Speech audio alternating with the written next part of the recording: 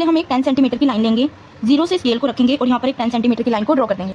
यहाँ से हमने 10 सेंटीमीटर की लाइन को ड्रॉ कर दिया। यहाँ से हम 0 से स्केल को रखकर 8.9 पर एक मार्क करके लाइन को ड्रॉ कर लेंगे और यहाँ से भी सेम 10 सेंटीमीटर। अब हम इस वाले पॉइंट से 0.5 पर एक मार्क करेंगे, 0.5। 0 से स्केल को रखेंगे और यहाँ पर हम एक मार्क कर देंगे 0.5 यानी यहाँ पर।